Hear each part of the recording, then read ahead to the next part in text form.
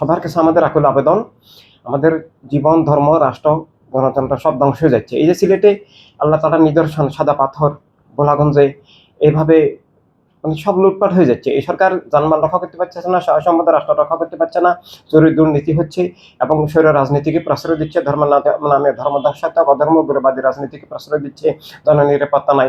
এখানে আমাদেরকে রাষ্ট্রকে বাঁচানোর জন্য জনগণকে এগিয়ে আসতে হবে এবং সেজন্য সঠিক পথে যেতে হবে। আমরা যদি একক গোষ্ঠীবাদী রাজনীতির অনুসরণ করি তাহলে রাষ্ট্র, ধর্ম, জীবন, গণতন্ত্র অবশ্যই ধ্বংস হবে, খুন খারাপি হবে, অন্যায় অবিচার হবে, চুরি ডাকাতি লুটপাট হবে।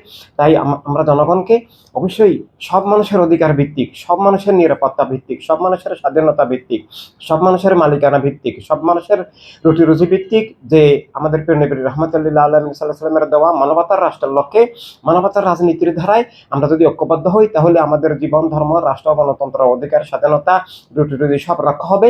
আর না হলে সব ধ্বংস হয়ে যাবে। এটা আমাদেরকে অবশ্যই বুঝতে হবে। ধন্যবাদ। আসসালামু আলাইকুম রহমতুল্লাহ।